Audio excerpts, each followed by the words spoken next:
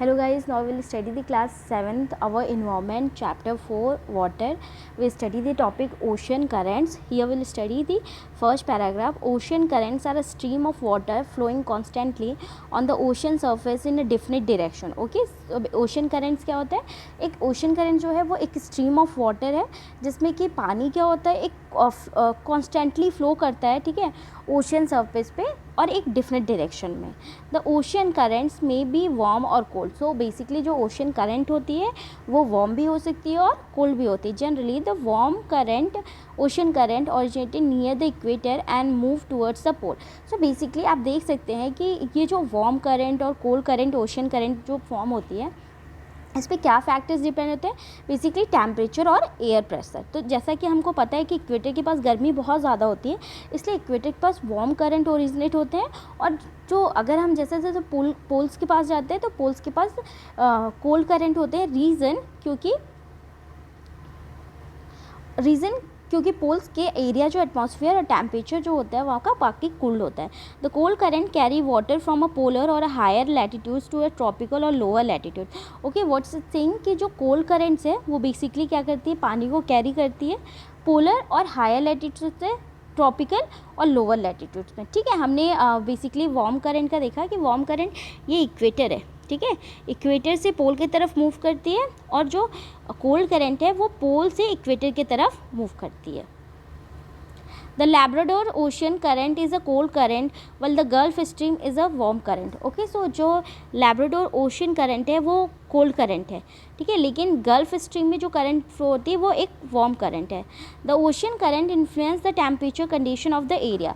So basically ये जो ocean current है ये क्या करता है कि जो टेम्परेचर कंडीशन होती है आसपास की वो उसको इन्फ्लुएंस करता है. जैसे हम समझ सकते हैं, सपोज ये ओशन है, ठीक है, यहाँ से कोई करंट पास हो रहा है, ओशन करंट, तो आसपास का एरिया इससे इन्फ्लुएंस होगा या नहीं होगा? ज़रूर होगा. सपोज ये अगर हॉट या वार्म करंट है तो ये भी एरिया वार्म हो जाएगा, और अगर ये कोल्ड है तो ये भी एरिया कोल्ड हो जाएगा. Now warm currents bring about warm temperature over land surface. so what happen? so basically warm current क्या करता है, वार्म टेम्परेचर लाता है लैंड सरफेस पे. मतलब कि जब गर्म करंट से अगर कोई हवा आती है तो लैंड सरफेस पे अगर जब वो आती है तो गर्म ही होता है. The areas where the warm and cold current meet provide the best fishing grounds of the ocean sea, ठीक है, ऑफ द वर्ल्ड. देख सी बेसिकली क्या बोल रहा है, सपोज ये मान लो ये वार्म करंट है, ठीक है, ये कोल्ड करंट है, तो ये जो पर्टिकुलर एरिया होगा यहाँ पे फिक्सिंग एक्टिविटी सबसे ज़्यादा होती है. रीज़न क्योंकि यहाँ पे आप देख सकते हैं कि जब वार्म करंट और कोल्ड करंट आपस में मिलते हैं तो यहाँ पे जो भी चीज़ें अंदर की रहेंगी वो बाहर में सोर में ईजिली आ जाएंगी, और यहाँ पे जो भी फ़िश रहती है वो जनरली बाहर बहुत ईजिली आ जाती हैं. यहाँ पे फिशिंग एक्टिविटी सबसे ज़्यादा पाई जाती है. तो ये क्वेश्चन कई बार आता है कि where do the fishing grounds at what place the fishing ground is the most suitable one. तो यहाँ पे आप बोल सकते हो कि जब वार्म और कोल्ड करंट आपस में मिलती है तो वो बेस्ट फिशिंग ग्राउंड्स प्रोवाइड करती है. नाउ यहाँ पे हम पढ़ेंगे fill 3/4 of the bucket with the tap water, heat the water by putting impression rod on the side of the bucket. On the other side introduce a ice tray, just remove from the freezer and drop of the red ink to the observe path of the current by the process of convection. so basically यहाँ पे आपको एक example बोल रहा है कि एक पानी बकेट में पानी लेना, उसको गर्म करना और इसके अनदर साइड से आइस इसमें ड्रॉप करना और इसमें कोई भी कलर का इंक डाल देना, ठीक है.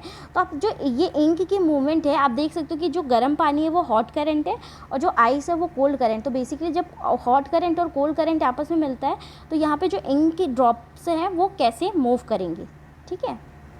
नाउ ये डायग्राम है, हम देखेंगे, ठीक है, ये देखो. तो बेसिकली ये जो करंट्स के मूवमेंट है आप देख सकते हो गल्फ स्ट्रीम में कैसे मूव कर रही हैं, ठीक है, इक्वेटर पे कैसे हैं, ठीक है, ये सारी देखो. कोल्ड करंट ब्लू से है और वार्म करंट रेड से है. तो हम इंडिया के रेस्पेक्ट में देखते हैं कि इंडिया में हम देख सकते हैं कि ये बे ऑफ बंगाल साइड में हमारी वार्म करंट है, ठीक है, अरेबियन सी में भी वार्म करंट, इधर से पूरी वार्म करंट आती है ओशन से. Now sea around Japan and eastern coast of the North America are such examples. so basically sea like around the Japan area. okay, what are the seas which is located to the Japan area or eastern coast of North America? Example of the अगर आप देखते हो कि ये जैसे कि हम just move to the Japan area. Okay, yeah, this is, so basically this area is known as Japanese area. So यहाँ पे आप देख सकते हो वार्म करंट भी आ रही है और कोल्ड करंट भी आ रही है. तो जब वार्म करंट और कोल्ड करंट आ रही है तो हमने ऑलरेडी देखा कि वहाँ पे फिशिंग एक्टिविटी बहुत ज़्यादा इंक्रीज हो जाती है. नाउ और कौन सा area? North America. Will see the about the north America. See here also this, okay, and this. Here warm current and cold current both are meeting, so this increasing the fishing activities.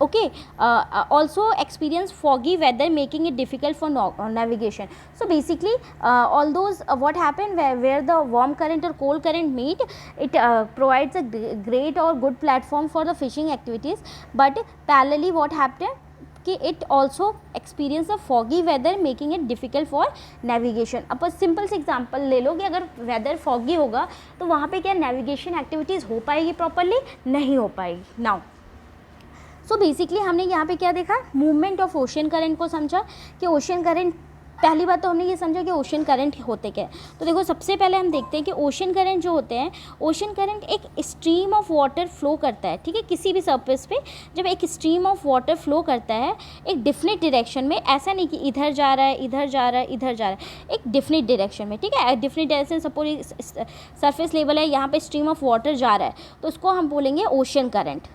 ठीक है.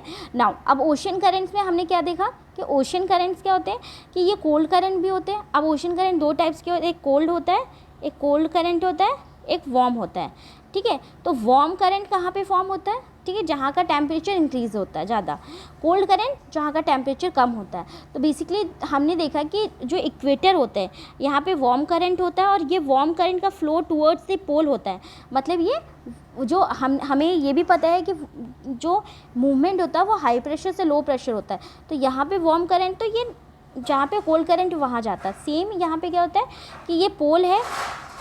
ठीक है, तो यहाँ से जो current move होती है कोल्ड एरिया से वार्म एरिया, तो ये क्या कहलाती है? ये कोल्ड करंट कहलाती है. तो हमने समझ लिया कि जो वार्म करंट है, कोल्ड करंट है, उनका मूवमेंट कैसा होता है. ठीक है, वार्म करंट और कोल्ड करंट का मूवमेंट ये. Suppose at a particular point cold current और वार्म करंट जहाँ पे मिलती है तो ये जो एरिया होता है ये फिशिंग एक्टिविटीज़ के लिए बहुत ज़्यादा अच्छा एरिया होता है. सेकेंड, फिशिंग एक्टिविटीज़ यहाँ पे सबसे ज़्यादा होती है. हमने एक्टिविटीज़ करके देखिए, ये जो बॉक्स में दिया इसको सब करके समझ लिया.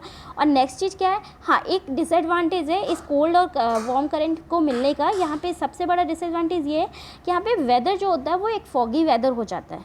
ठीक है, so I hope you have understand this and enjoyed a lot. Will come to the next class with the next topic.